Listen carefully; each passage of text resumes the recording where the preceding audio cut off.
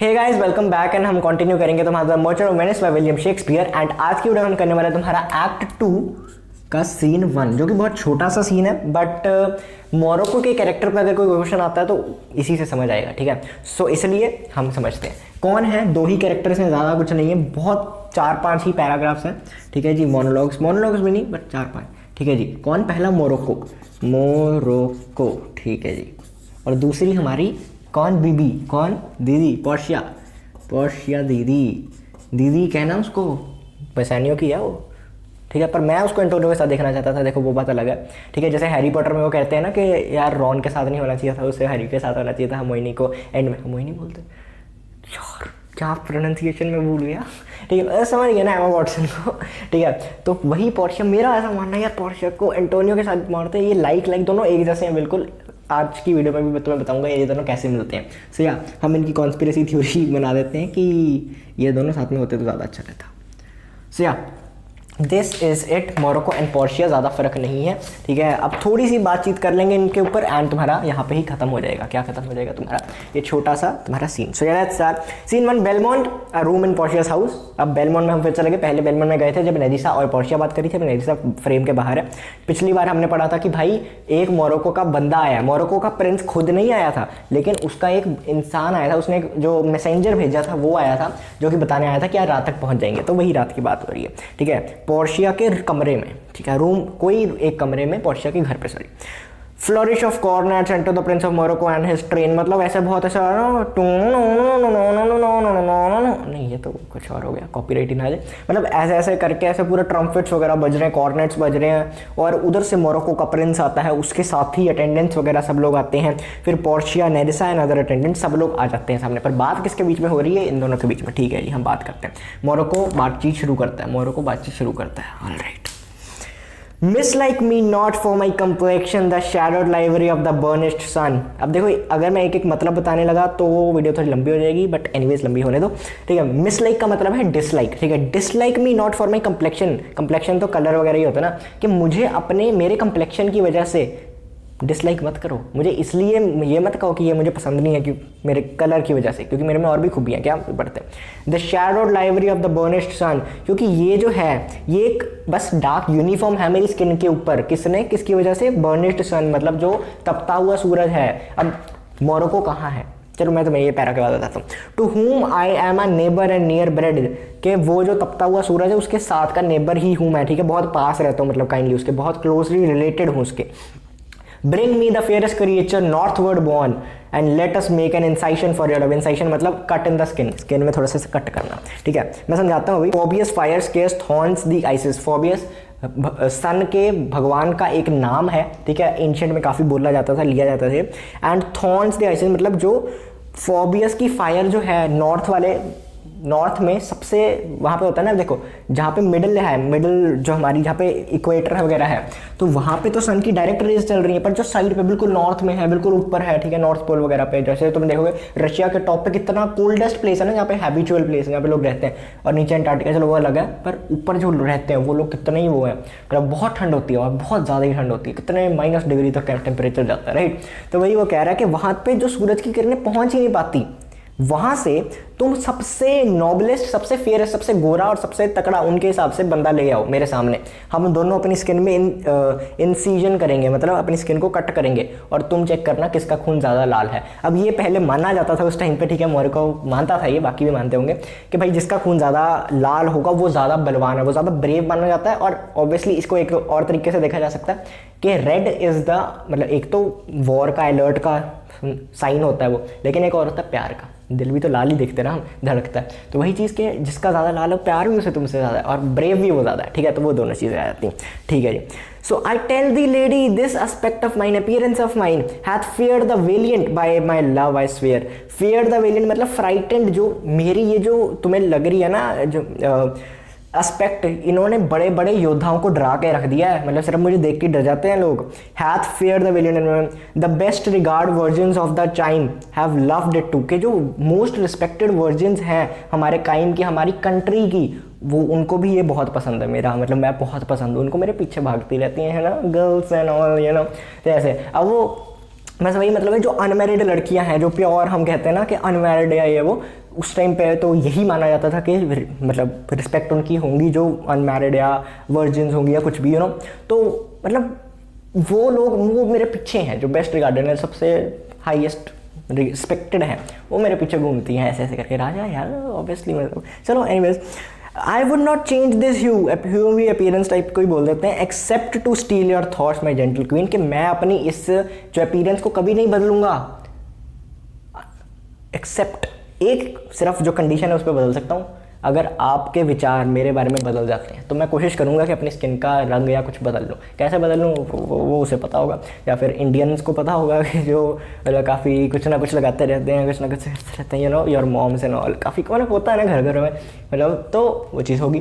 तो मोरक्को ये बोलता है, मतलब अपनी इंटरव्यू आके देता है, क्योंकि उसे पता है कि वो मुझे देख के मतलब मेरा डार्क कंप्लेक्शन ही सबसे पहले नोटिस होता है, तो वो उस पर ही सबसे आके पहले टिप्पणी करता है कि मेरा डार्क कंप्लेक्शन में मत जाओ, वैसे मैं खून निकाल के दिखा दूंगा, मैं कर दूंगा वो कर दूंगा, ऐसे ऐसे, ठीक है। फिर पोर्शिया बोलती है, in terms of choice I am not Soli led by the nice direction of a maidens I.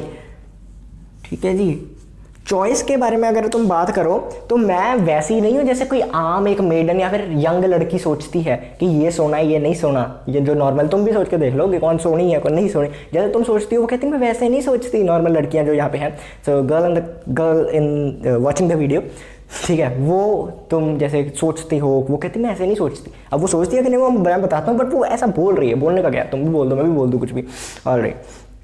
Besides the lottery of my destiny bars me the right of voluntary choosing, bar me मतलब forbids me the right of voluntary choosing, but if my father had not scanted me, restricted me and hedged me by his wit, मतलब bound नहीं किया होता मुझे अपनी विट से, to yield myself his wife who wins my means I told you। अब इसका क्या मतलब है, ये लाइन इतनी वो इंपॉर्टेंट नहीं है क्योंकि हम पहले ही हमें पता है, ये बोल रही है कि मैं वैसे नहीं, मेरे पास चॉइस वॉइस का वही चीज़ वो कह रही है।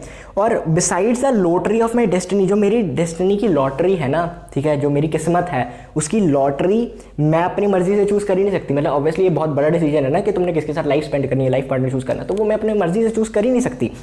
लेकिन मेरे पिताजी ने पहले ही मुझे रिस्ट्रिक्ट कर रखा है, मेरी आत्मा को, मेरी इस डेस्टिनी को रिस्ट्रिक्ट कर रखा है कि जो भी इसे सही तरीके से चुनेगा वो चीज़ें, ठीक है। तो उसकी जो मर्ज़ी है, उसकी जो आखिरी इच्छा थी मेरे पिताजी की, उसके हिसाब से ही मैं चूज़ कर पाऊंगी, मतलब उसके हिसाब से ही मैं जिसकी वाइफ या किसी की वाइफ ना बनूंगी, ठीक है, समझ रहे हो।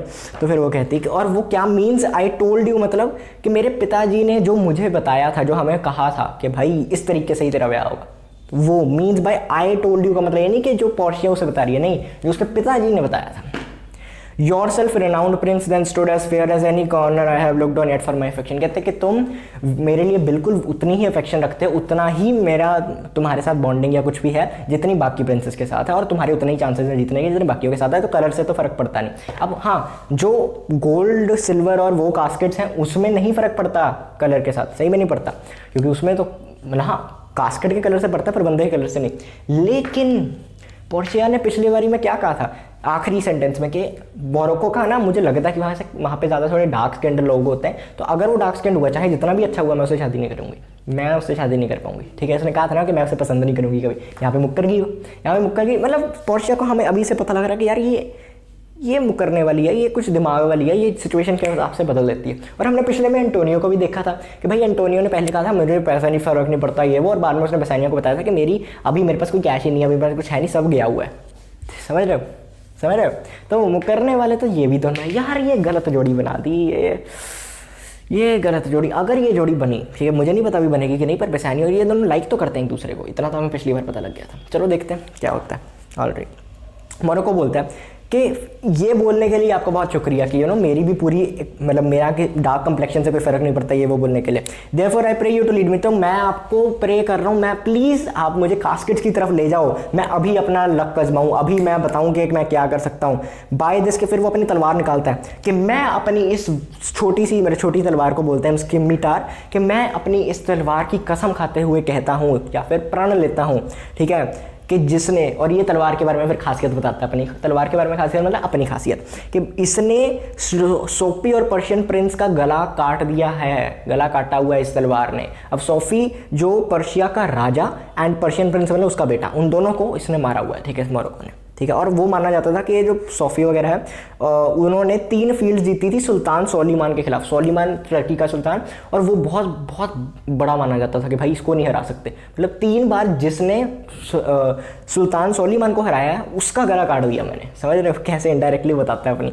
फिर I would outstare the sternest eyes look, outstare मतलब कि उससे ज़्यादा देर तक मैं घूर सकता हूँ। स्टर्नेस्ट आइस मतलब बोल्ड आई कि मतलब कोई ऐसे घूरने का कंपटीशन भी करेगा ना तो मैं उससे ज़्यादा देर घूर लूँगा तुम्हारे लिए। Outbrave the heart most daring on the earth, जो सबसे तकड़ा दिल होगा उसको भी हरा डालूंगा मैं। Pluck the young sucking cubs from the she bear, छीन के ले आऊंगा जो तुम्हारे गीदड़ के या फिर जो तुम्हारे शेरनी के बच्चे होते हैं, शेरनी के हाथों से। मैं नहीं डरता, तुम्हारे लिए कुछ भी कर दूंगा। Yes mock the lion when he roars for prey to win the lady, जब लॉइन को भूख लगी हो तब उसके सामने जाके लड़ने के लिए तैयार हो जाऊंगा, उसे चैलेंज करूंगा मैं। But alas the while if Hercules and Lichess play the dice which is better man the greater throw may turn by fortune from the weaker hand।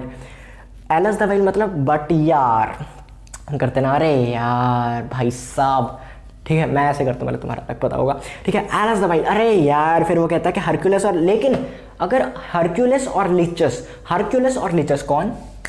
Hercules और लिचस। अब ये इसमें ये इंपॉर्टेंट है बिकॉज अगर तुम्हारे स्कूल एग्जाम में मेरे तो आया था, ठीक है, तुम्हारे भी आ सकता है जितना मुझे याद है। हरक्यूलिस, अब ये क्या भैया, थॉर वाला जो भी थॉर की मूवी में आया था, लव एंड थंडर में।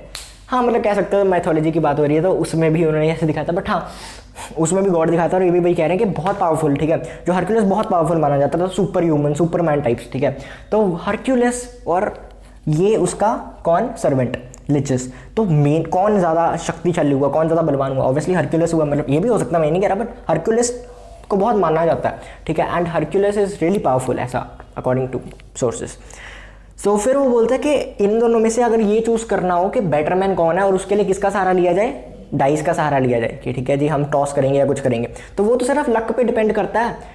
अच्छा फैसला है या फिर जो हेड्स किसी ने मांगना था या कुछ भी करना था वो तो शायद लिचस को मिल जाए, वो तो कोई वीकर हैंड से भी निकल के आ सकता है। इसमें कोई ये थोड़ी हो गया कि हरक्यूलिस वीक हो गया उससे, नहीं। फिर वो कहता है कि वैसे ही हरक्यूलिस अपने पेज से बिटन हुआ and so I will blind my mine phone, कि मतलब फिर वैसे ही मेरा हाल है कि मैं हूँ तो सबसे बलवान, लेकिन इसमें मेरा लक ही है, इसमें मेरी बलवानता तो चल नहीं, इसमें मेरी शक्ति तो चल नहीं, जो मेरी चीज़ मेरे कंट्रोल में नहीं है, ये तो लक की बात है, ठीक है, जो तुमने तरीका बताया।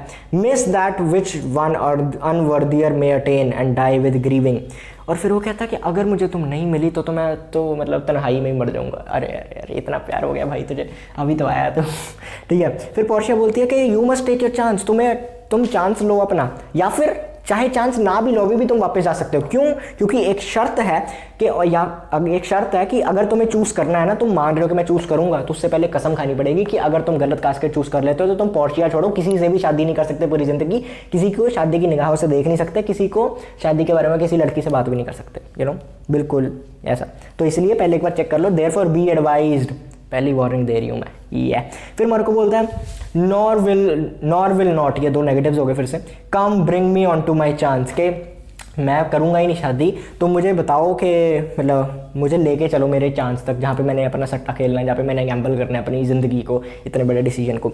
फिर पोर्शिया बोलती है your first forward to the temple after dinner your hazard will be made, hazard मतलब डिफिकल्ट चॉइस, तो वो कहती पहले टेम्पल चलो। अब ये टेम्पल नहीं बोलती है, हमेशा चैपल्स बोलती है, चर्चेस बोलती है, हमने पहले सुना है, लेकिन अब इसने टेम्पल बोला कि इन केस मोरक्को को वो समझ आई, ठीक है, वो क्योंकि अलग एथनिटी है, अलग कुछ जगह से आया, तो फिर उसे लगा कि यार उसे वो समझ आएगा, इसलिए इसने टेम्पल यूज़ किया, हमारी बुक में लिखा हुआ है, ठीक है, टेंशन ना लो, ठीक है। पर ये एग्जाम के पॉइंट ऑफ व्यू से इंपॉर्टेंट नहीं है कि पहले मंदिर चलते हैं, ऑब्वियसली फिर डिनर करते हैं, मंदिर में जाके कसम खानी है ना, उसके बाद जाके तुम्हें ये सब मतलब असली में ये सीन आएगा, फिर उसके बाद कि भाई कौन चूज़ करेगा, क्या चूज़ करेगा। मोरक्को बोलता है good fortune to make me blessed और कर्स्ड अमंग मेन, कि चलो मैं कहता हूँ मेरा जो लक है वो अच्छा हो, क्योंकि इस डिसीजन के बाद, इस फैसले के बाद या तो मैं दुनिया का सबसे खुश आदमी बन जाऊँगा या तो सबसे तन्हा, सबसे दुखी, बेख्याली में भी